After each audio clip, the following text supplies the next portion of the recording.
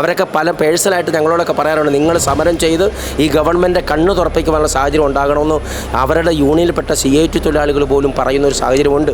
ആരോഗ്യ മേഖല തകർന്നിരിക്കുന്നു, തൊഴിൽ മേഖല തകർന്നിരിക്കുന്നു, വിദ്യാഭ്യാസ മേഖല തകർന്ന് തരിപ്പണമായി. നമ്മൾ കഴിഞ്ഞ ദിവസം വാർത്ത കണ്ടു, നമ്മുടെ സ്കൂൾ തുറന്നപ്പോൾ കുട്ടികൾക്ക് യൂണിഫോം കിട്ടാതെ ടീച്ചർമാർ യൂണിഫോം കാത്തിരിക്കുന്ന ഒരു ചിത്രമൊക്കെ നമ്മൾ കണ്ടു. എല്ലാം തകർത്ത് ഈ ഗവൺമെൻറ് സ്വയം ജനങ്ങളെ ഇല്ലായ്മ ചെയ്യുന്ന സാഹചര്യമാണ്. 2026 അടുക്കുമ്പോൾ UDF ഉറപ്പായും ഭരണത്തിൽ വരും എന്ന ട്രെൻഡല്ലേ ഓരോ ഉപതെരഞ്ഞെടുപ്പുകളും സൂചിപ്പിച്ചു തരുന്നത്? തീർച്ചയായിട്ടും UDF 100 സീറ്റ് നേടി അധികാരത്തിൽ വരുമെന്നുള്ളതിന് ഏറ്റവും വലിയ സൂചനയാണ് ഈ നിലമ്പൂർ തെരഞ്ഞെടുപ്പ്. അതോടൊപ്പം അതിന് മുമ്പുള്ള ബൈ ഇലക്ഷൻ എല്ലാം അതാണ് നമ്മൾ കണ്ടുവരുന്നത്. അപ്പോൾ ഗവൺമെൻറ്റിൻ്റെ ഈ ഭരണത്തിനുള്ള വിരുദ്ധത നമ്മൾ കേരളത്തിൽ മുഴുവനും ചർച്ചയാണ്. മനുഷ്യന് ജീവിക്കാൻ പറ്റാത്ത ഒരു സാഹചര്യമാണ് ഇപ്പോൾ ഉള്ളത്. നമുക്ക് ഓരോ മേഖല, ഇപ്പോൾ ലോട്ടറി വിൽക്കുന്ന തൊഴിലാളികളുടെ അവസ്ഥ, അവരുടെ സമ്മാനഘടനയെ പോലും അട്ടിമറിച്ചു ഗവൺമെൻറ്. അട്ടിമറിച്ചെന്ന് പറയണം അത്. അതുപോലെ തന്നെ ഈ അവരുടെ പ്രൈസ് വിൽക്കുന്നതിന് അവർക്ക് കമ്മീഷൻ കുറച്ചിരിക്കുന്നു. അതുപോലെ അവരുടെ ക്ഷേമനിധിയുടെ അവരുടെ ആനുകൂല്യങ്ങളൊന്നും കൊടുക്കാതെ, വിദ്യാഭ്യാസം അടക്കമുള്ള ക്ഷേമനിധിയിലേക്കൊക്കെ അവർ കൊടുക്കാൻ പറ്റും. അവരുടെ അംശാദായം അടച്ചിട്ട് അത് മുഴുവനും വാങ്ങിച്ചിട്ട് ഗവൺമെൻറ് കളിപ്പിക്കുക. അവരുടെ ബോണസ് അടക്കമുള്ളത് തടഞ്ഞു വെച്ചുകൊണ്ട് സർക്കാർ അതിന് വില പറയുക. അതെല്ലാം ധനകാര്യ വകുപ്പിൻ്റെ കടുംകാര്യസ്ഥതയാണ്.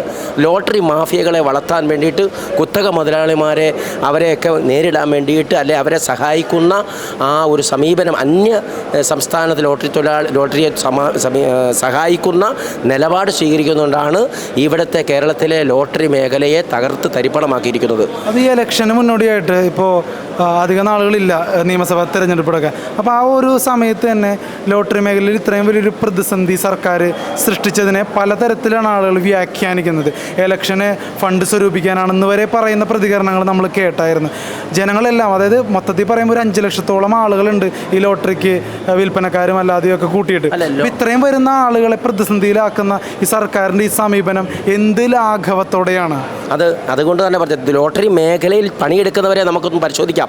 അവരെല്ലാം കൈകാലുകൾ നഷ്ടപ്പെട്ടവരും അന്ധന്മാരായവരും, അതുപോലെ സ്വയമായിട്ട് ഒരു ജോലിയും ചെയ്യാൻ മേലാത്ത, നിത്യവൃത്തിക്ക് ഒരു സംവിധാനം ഇല്ലാത്തവരാണ് അവരെല്ലാം ഈ തൊഴിലാളികൾ.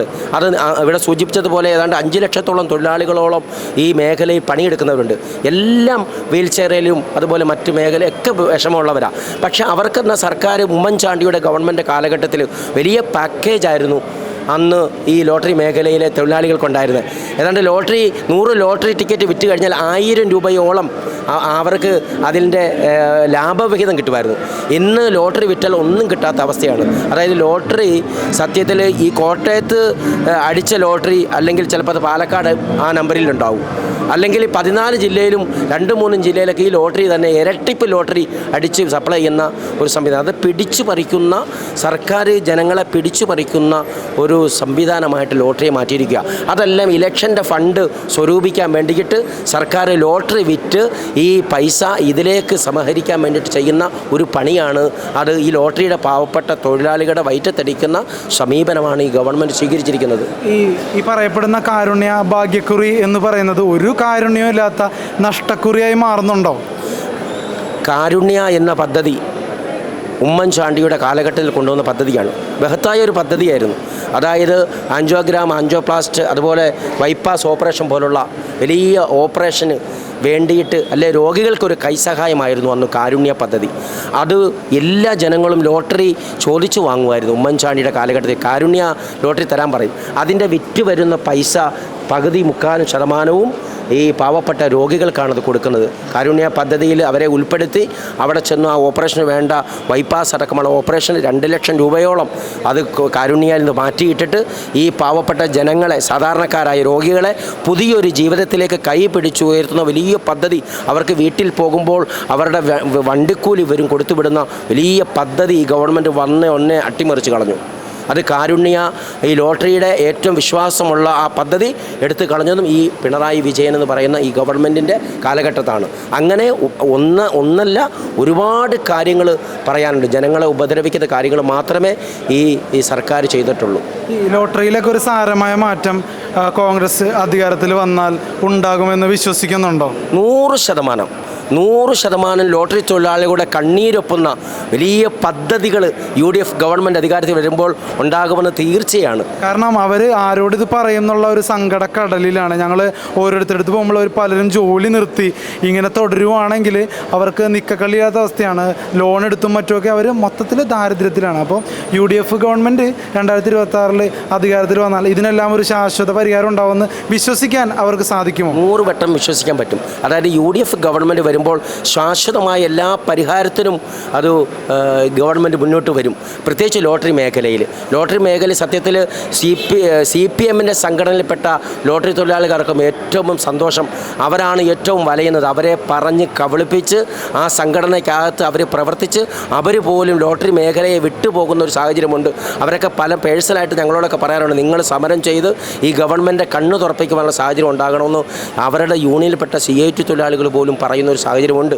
അപ്പോൾ തീർച്ചയായിട്ടും UDF അധികാരത്തിൽ വരുമ്പോൾ തീർച്ചയായിട്ടും ലോട്ടറി മേഖലയും അതോടൊപ്പമുള്ള മറ്റ് മെഡിക്കൽ കോളേജിലുള്ള 10 പൈസയുടെ മരുന്നില്ല, പാവപ്പെട്ട രോഗികൾ വലയുന്നു, രോഗികളെല്ലാം വിഷമഘട്ടത്തിലാണ്. അപ്പോൾ അങ്ങനെയുള്ള ആരോഗ്യ മേഖല തകർന്നിരിക്കുന്നു, തൊഴിൽ മേഖല തകർന്നിരിക്കുന്നു, വിദ്യാഭ്യാസ മേഖല തകർന്ന് തരിപ്പണമായി. നമ്മൾ കഴിഞ്ഞ ദിവസം വാർത്ത കണ്ടു, നമ്മുടെ സ്കൂൾ തുറന്നപ്പോൾ കുട്ടികൾക്ക് യൂണിഫോം കിട്ടാതെ ടീച്ചർമാർ യൂണിഫോം കാത്തിരിക്കുന്ന ഒരു ചിത്രമൊക്കെ നമ്മൾ കണ്ടു.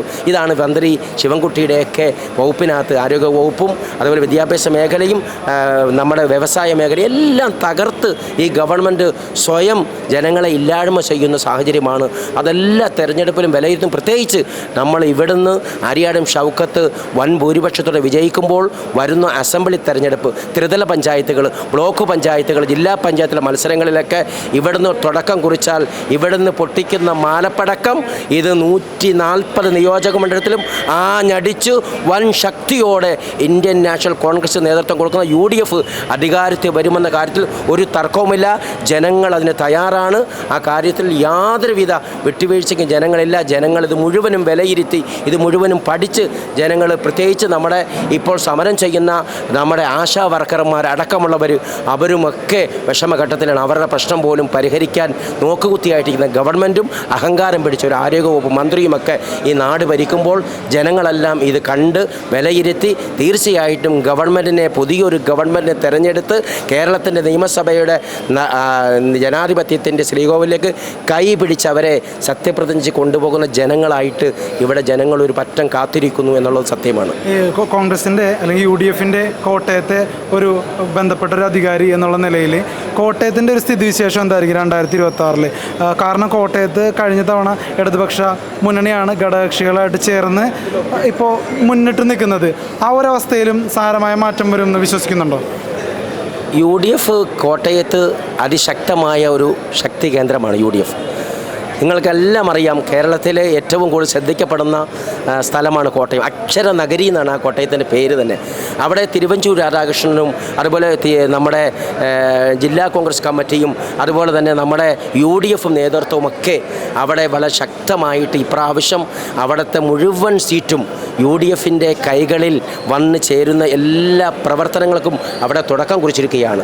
അതിന് തെളിവാണ് നമ്മുടെ കേരള കോൺഗ്രസിൻ്റെ പ്രതിനിധിയായിട്ട് UDF നേതൃത്വം കൊടുത്തുകൊണ്ട് ഫ്രാൻസിസ് ജോർജ് അവിടുത്തെ MP കോൺഗ്രസ് എവിടെ ആരോടൊപ്പം നിൽക്കുന്നു, അല്ലെ കോൺഗ്രസിനോടൊപ്പം ആര് നിൽക്കുന്നു, അതാണ് പാർലമെൻറ്റ് തിരഞ്ഞെടുപ്പ് നമ്മൾ കണ്ടത്. അതുകൊണ്ടാണ് ചാഴിക്കാടൻ എന്ന് പറയുന്ന നമ്മുടെ നേതൃത്വത്തെ അവിടെ UDFന് പിന്തുണച്ച MP എതിർ സ്ഥാനാർത്ഥിയായിട്ട് മത്സരിച്ചപ്പോൾ ആ മത്സരിച്ച നേർക്ക് നേർ വന്നപ്പോൾ ഏതാണ്ട് 1 ലക്ഷത്തോളം വോട്ടുകൾക്ക് കോൺഗ്രസും UDFും നേതൃത്വം കൊടുത്തുകൊണ്ട് അവിടെ വൻപിച്ച വിജയം കരസ്ഥമാക്കുവാൻ സാധിച്ചത് ഈ തെരഞ്ഞെടുപ്പിൻ്റെ സൂചനയാണ്. അതുപോലെ ജനങ്ങളുടെ വിലയിരുത്താണ്. പ്രത്യേകിച്ച് കോട്ടയം ജില്ല കോൺഗ്രസിനോടൊപ്പമാണ്, UDFിനോടൊപ്പമാണുള്ള ഏറ്റവും വലിയ തെളിവാണ് ആ സന്ദേശം. ഓക്കെ, അപ്പോൾ ലോട്ടറി വ്യവസായത്തിലെ പ്രതിസന്ധി പോലുള്ള എല്ലാ കാര്യങ്ങളും കോൺഗ്രസ് വിലയിരുത്തിയിട്ടുണ്ട്. അതിനോടുള്ള മാറ്റങ്ങൾക്ക് വേണ്ടി കോൺഗ്രസ് ഇനി നിയമസഭ തെരഞ്ഞെടുപ്പ് കഴിഞ്ഞൊരു മറുപടി കൊടുക്കും തന്നെയാണ് ഉറച്ചു പറയുന്നത്, അല്ലേ? അതെ, തീർച്ചയായിട്ടും. അത് തന്നെ കർഷകരോടുള്ള അവഗണന, കർഷകരോടുള്ള അവഗണന നമുക്ക് പറയാതിരിക്കാൻ പറ്റില്ല.